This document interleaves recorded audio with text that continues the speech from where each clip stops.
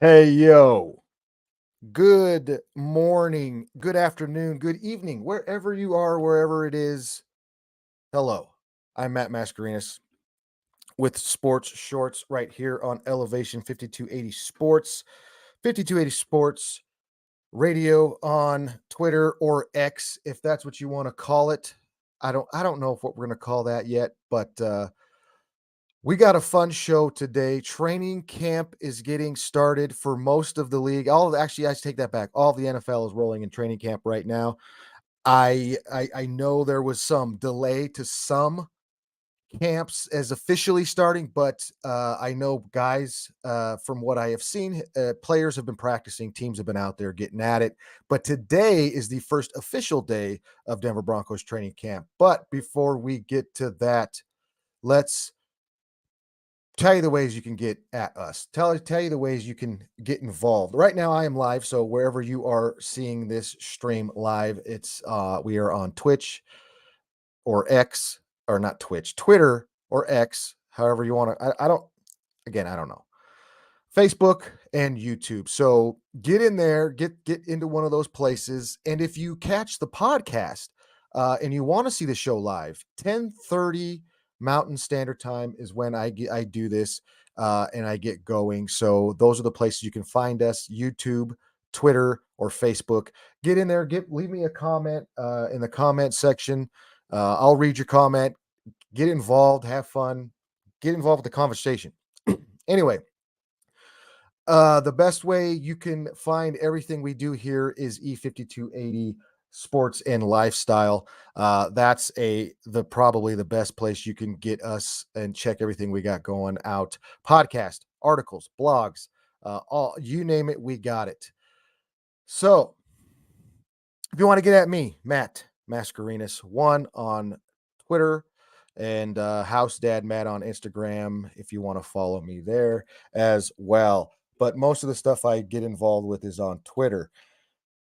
Oh boy, what a crazy past couple of days. I mean,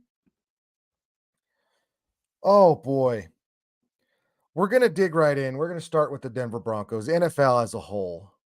But we're going to start right at the Denver Broncos because it's the biggest it's outside of, Joe Burrow getting hurt, Garrett Wilson got hurt. Let's hope those guys are okay, but for the beginning of the NFL training camp season, the NFL season, this right here kind of trumps whatever Aaron Rodgers you got going on there with the Jets, Dalvin Cook.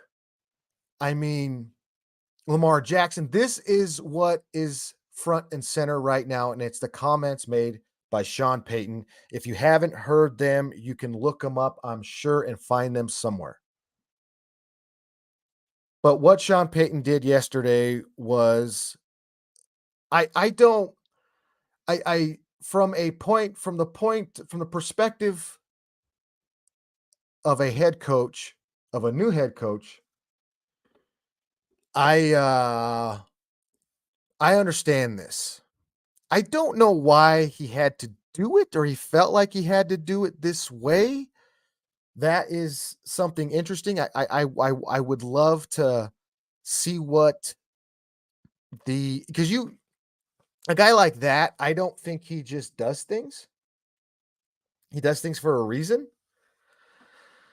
And I'm not going to say it was calculated. I think it was looked at as an opportunity for him to get some things off his chest, maybe. He's been here for a good amount of time. He's had some opportunities to talk to several folks to see. I mean, I'm sure that there's some tape. I'm sure that there's practice tape. I don't know for a fact, but I would guess that there's some stuff that he can look at, that he can go through. I mean, hell, he's probably even talking to the food staff there, the grounds staff. I mean, there's so many places, and if I was a head coach in that situation, I would do my due diligence and I would talk to everybody. I would get to know everybody in that facility. Now, I'm not saying that this is where he's getting all this from, but he's had a lot of time to really dig in to the Denver Broncos. And if he's worth his salt, any coach is worth their salt. They're going to know and learn the history, the most recent history of their team that they just became the head coach of. So it's not like he was digging for things. He was just doing what he's supposed to do when you take over a new position. Learn everything or as much as you can about him. And this is what again, I don't know that this is what he did. This is what I'm guessing how he went about it. Just getting information from as many people as he could, talking to as many people as he could. And I think he learned a lot. He learned a lot. And it could be boiling over from a coach's perspective of how bad things were last year. And don't act like he said, everybody has dirt on their hands, from the quarterback, the head coach, the GM, the ownership. And he's saying this, and I think what happened here with Sean, with Coach Payton, is he still kind of had his analyst hat on. He still kind of had his Fox hat on, like he was still doing. He might have thought he was still in that position, and hell, this might be him going forward, since he did have a taste of that, doing analyst work there with Fox, doing things like that. This might be his new evolution going forward, is where he just talks and says stuff like this. But I think one of the things that he did, and I think one of the best things he's done to this point, and with in that whole deal that he did, is he put everything that happens this season going forward on his shoulders, on his back, when he basically said he'll be pissed off if they miss the playoffs with this team. And what that does is it shows you, and it tells you that he's taking all the accountability. He's taking everything that, I don't know if you could say that last year you could say the same thing, but he's taking it all and he's saying, this is on me. This is all on me. Everything that happens going forward is on me, good or bad. He's hoping for the good aspect. He's hoping for the good part, but he's going to take the bad too. And he's looking at this football team and basically saying there's no way that this team should have been as bad as it was last year. That's what he's saying. There's no way. Calls out ownership, calls out the GM, calls out the president of the team. And in their first year, they're learning, they're figuring stuff out, right? Did they do a good job? No. You cannot look at that whole situation and say they did a good job. Hackett was hired so you could get Aaron Rodgers. There is no other explanation for that. He was hired because they thought that they were going to get number 12. Number 12 didn't come with them. They had to do something. We all know what happened. That's on the ownership group, the new ownership group, or however you want to put that, because they were, I mean, I'm trying to think. There was a committee, there was to get the coach, then you had to get it signed out. There was a lot of fingers to point, people to blame for hiring Nathaniel Hackett. Dan Quinn should have been the guy. Especially if you're going to go with Russell Wilson, Dan Quinn should have been the guy. It should have been based on who you're going to have here at quarterback. We get Hackett here, it gives us Aaron Rodgers. That was wrong. Huge mistake. We all know that. I'm not going to beat that horse again. We know that. But it leads us to where we are now. The funniest thing that happened over that happened with what Peyton did is he called out some PR people. Now that's PR for the team, PR media in general here in Denver, and I've had my I've talked about how I feel about the media overall here in Denver. There is at best a handful of people that are good, credible, reliable, and are are both entertaining and they give you the information you need. Most of them are just entertaining or they're trying to be entertaining. A lot of people got their feelings hurt yesterday. And up to this point, Sean Payton and the Broncos haven't given you anything. They haven't given you nothing to talk about besides the fact that they haven't given you anything to talk about. A lot of media was upset about it. A lot of media did not like it. Did not like it. And you can tell when Sean Payton is talking in front of the media and they ask questions, you can tell he's annoyed. He might be happy, have a smile on his face, but you could tell he doesn't want anything to do with being standing up there. And let's face it, some of the people that we have asking questions, my God. I don't want to do that. I'm not saying I want to go and ask the head coach a football team questions. I mean, there are some, but I don't want to do that. No thanks. He called out a lot of people. A lot of people.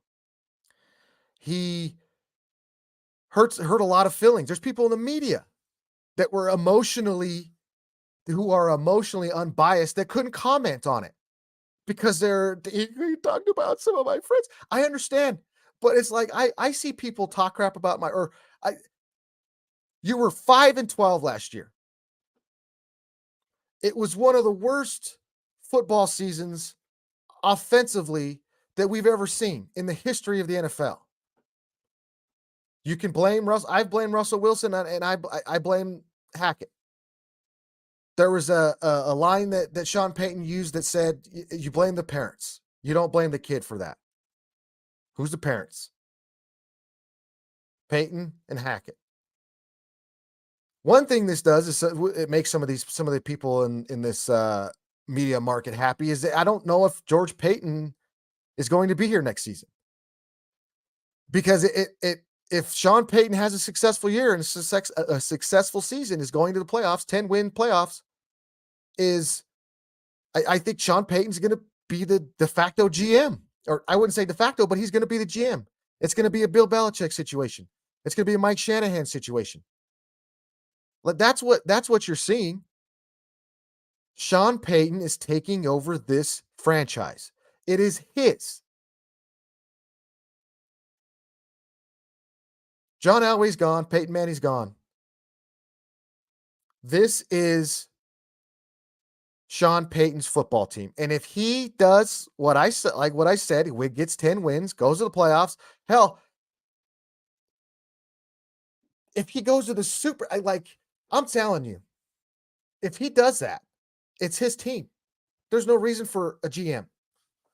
There's no reason for I guess there's reason for Damani Leach's job, the president. Sure, somebody's got to figure out the uniform colors. Somebody's got to figure out, if it's going to be super orange towel day, whatever Damani Leach does. I don't know exactly. I'm sure it's around that kind of situation, or it's that stuff which is needed. But you're not going to look at him for the football stuff. It's going to be Sean Payton. There's only going to be one Payton, and it's going to be Sean. That's what the writing on the wall is, and that's what he did yesterday.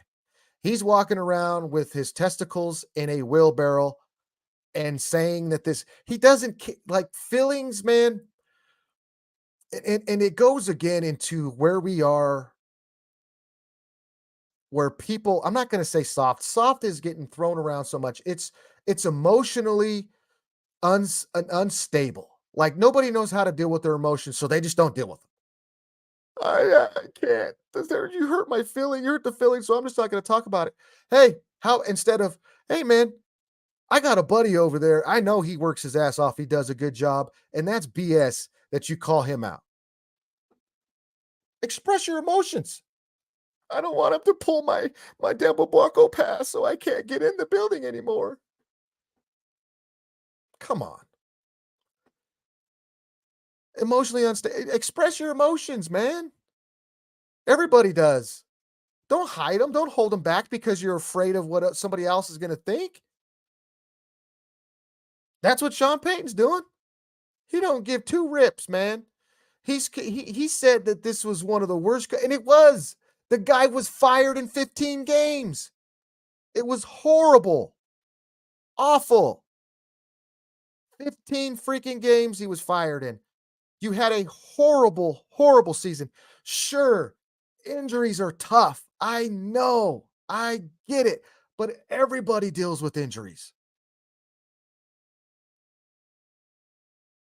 Landau's gone. Are they blaming him? That's BS because that guy has been doing his thing for a long time. Didn't have anything to do with him. Could it have been because nobody played in the preseason? Could it have been because they were more worried about doing the boot scooting boogie a certain way during training camp? They were too worried about taking it easy and getting these guys, making sure they're healthy and making sure they're mentally right for the season. So we're not even going to spend that much time and quote unquote developing calluses. We're not going to spend that much time in getting these reps in so much important reps. Whose fault is that? It's the head coach. Who runs practice? Who runs camp? Supposed to be the head coach.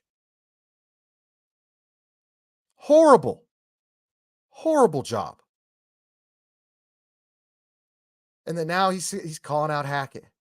I saw Hackett respond. I don't know if it was true or not because I felt like it could have been one of those fake accounts. I don't know, but the crowd was they couldn't even get a play in like Sean Payton said. One of the most embarrassing things as a football franchise is to have your hometown crowd count down the play clock and you still almost get a penalty. They were they led the league in pre-snap and penalties both sides of the football. That's coaching.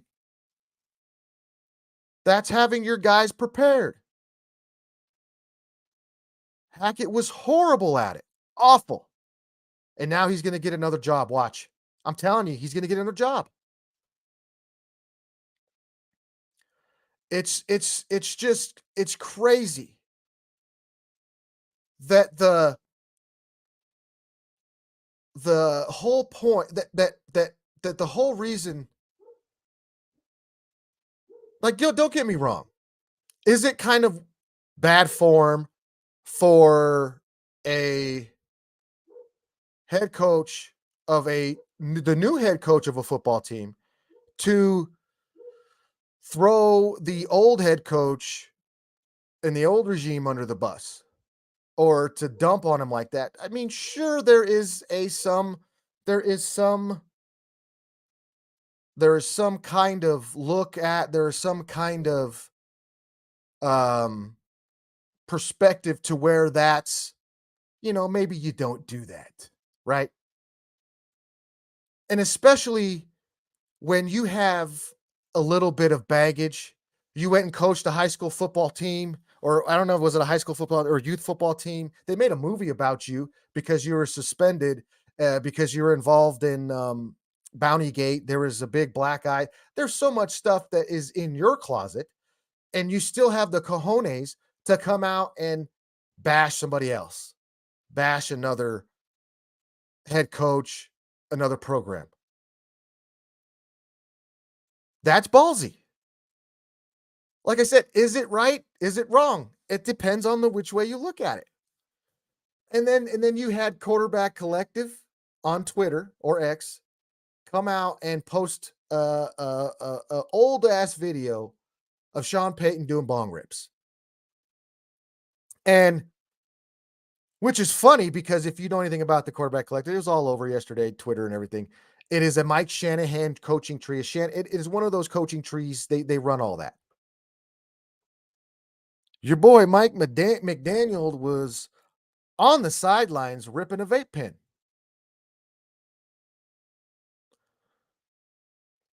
Now, I don't know 100%, but is a vape pen does a vape pen do just tobacco? No. Does other stuff too. What is that though? What other stuff does it do? That's what I'm saying. If you're gonna post a video of a dude ripping a bong with his bolt, I don't know who he's ripping a bong with, to be honest. I'm not gonna speculate. But and then a guy on the sideline with his play sheet like this, I don't know. I don't know. So it's really interesting to me. It's kind of funny, but the whole thing, like I get it. I get it. I understand where we were going. I get it. But I don't know if the media in this town some of these guys, I mean they're not going to lose their jobs, but I don't know if they're going to be the content is going to be as good going forward outside of if they can get through the being sensitive with everything. That's all I'm saying from that perspective. The football stuff, which is not even really even getting talked about mostly right now. If you're a Bronco fan, you should be encouraged because now you have a guy who called out and basically came out and said, "Hey, this is a much better football team than what was on display last year. This is a much better football team than what we got than what you have had in the seasons before." And that was because of the coaching. The coaching couldn't get the football team over that hump. But this is a good football team. And now with me, the offensive line's better. The offense is a lot better. The defense is just as good, if not better.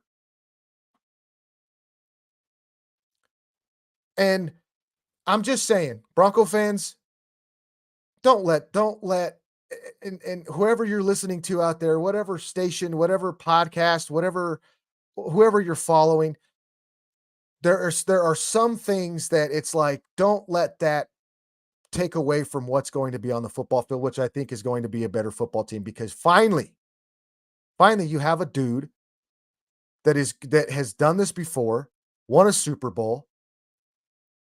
Look what he did in New Orleans with Hurricane Katrina. Just look what he did with that football team. It was a dog butt franchise for the longest time, and look what he did with it.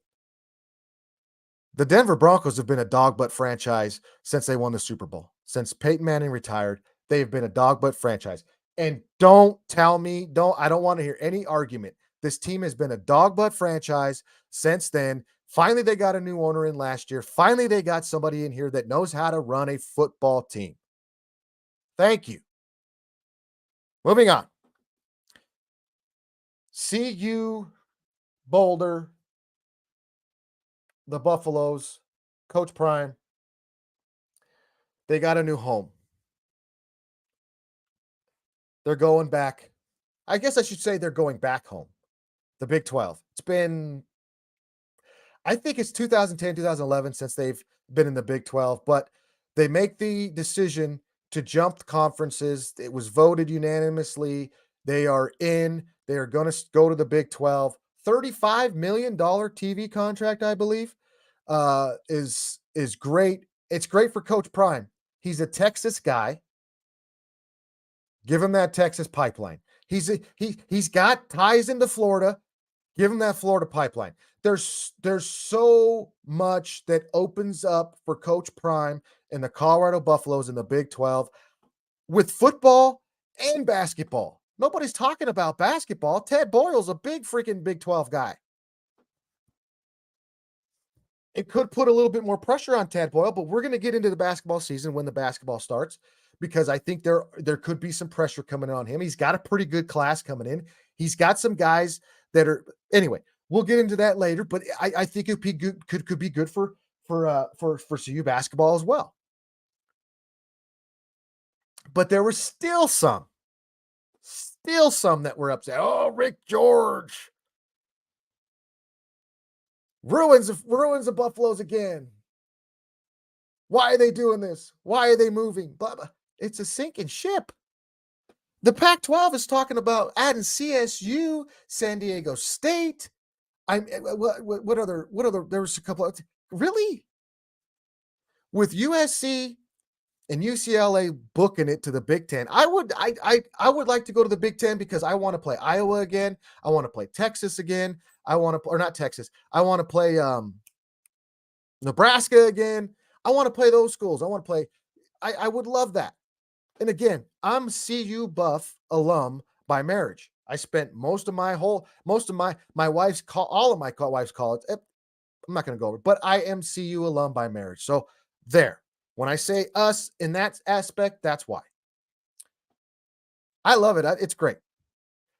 And especially when I see the old CU Buff players all excited, going crazy about it. It's awesome. It tells me I feel I'm right. I'm right there. So that was big news. Huge news. Aaron Rodgers and the New York Jets, I talked about them on Wednesday and on Monday again because they've been basically the biggest story this offseason was what the Jets and the Aaron Rodgers are doing. He takes a $35 million pay cut. Was it 30? Yeah. Reduce of pay. And then all of a sudden, here comes Dalvin Cook in for a visit. He hasn't signed yet, comes in for a visit. As a Packer fan, looking at what Aaron Rodgers did, I kind of do get that feeling, not so much ex-lover feeling, but that ex-fan, like, why couldn't you do that for me? Why can't you do that for my team? But again, like I said, Aaron Rodgers left a year too late. He should have been gone last year. Again, Bronco fans, you want to be pissed off at somebody, you be pissed off at Aaron Rodgers. Because everything was going together. He was the only one that didn't come here for whatever reason. And it made absolutely no sense for him to stay in Green Bay. No sense. For whatever reason, he didn't want to come here. But he'll join Hackett in New York, but he didn't want to come here. If anybody you should be pissed off about, it's Aaron Rodgers, Bronco fans. I'm just saying, you should be pissed off at Aaron Rodgers. He looks so happy. And all I want for him is to be happy over there. Number 8. All I want is for number 8 to be happy. Takes a pay cut. A couple years ago, he was talking about how he's going to retire a Packer. This is my last pay. I'm tired Packer. Get my guy in here, Randall Cobb. You ain't signing any receivers. I'm paying you an ass load of money. I'm going to go to my new team, my new family, my new wife, and I'm going to take a pay cut so we could get better. Come on, man. Come on. I still think the Patriots are going to finish better than the Jets. I really do. There's a lot of stuff going there. And Sean Payton kind of feels the same way. Talking crap about the Jets. Robert Saleh kind of answered him, kind of went back. And everybody's saying, I think they play in week 5 or whatever. This week 5 matchup against that. No, it isn't. No, it doesn't. People are going to forget all about this. I don't know. Maybe some of those players remember, but for the most part, they're going to forget all about it. It's crazy. It's crazy. Training camp. We are underway. Pretty excited. Pretty exciting to see what everything's going on. I'm going to sit back and watch if this freaking fire blows up. I'm going to watch have fun watching the Denver media squirm, the Bronco media squirm around, the podcasters, the guys like me, out there just losing their absolute brains, and the ones that do it for a living and get paid absolutely losing their brains because they have to have something to talk about, and they're going to bring up crap to talk about, and it's going to be fun. This is when I listen to as much stuff as I can because it's entertaining as hell. Sports entertainment is going crazy right now. Crazy. A lot of this crap is not even going to be about football. Half of these people have no clue what the hell they're watching or looking at anyway. So when you hear them talk about, number 40 He ran pretty good. I like the way he moved and cut. And then when you hear these guys say when they say a term, a football term, well, they came out in 11 personnel and they were in double flip YZ banana. And I think if that's going to be a trend going, you don't know what the hell you're talking about, bro. You were just sitting next to a guy that probably said, oh, looks like they're 11 personnel. You know, I kind of like that banana. What double Z? You don't know what you're talking about. You just heard, you're regurgitating what you just heard this dude said because you're standing next to him and he happened to play football. Get ready for that. Oh boy. Oh boy. It's we're gonna have, I think me and Mike are back this Sunday for Wheelhouse. We'll cover up the today and tomorrow's training camp and then whatever's going on Sunday. I'll be back Monday with another edition of Sports Shorts and get everybody caught up what happened over the weekend. We're gonna keep an eye on the trade deadline. Supposedly Shohei Ohtani's not going to be traded. Last night in a doubleheader, he did Pee Wee baseball stuff and struck out, what is it, like 9? And I think he gave up 1 run, but then hit 2 dingers in the next game as a DH. So that's going on. Oh, yeah, Arenado has been linked to the Dodgers. Yeah, and he said he would waive his no trade to go to the Dodgers. Great. Big surprise. We were going to see Nolan Arenado in a Dodgers freaking jersey at some point. Give me a break. Anyway, that's going to do it for me here on Sports Shorts. I better get out of here.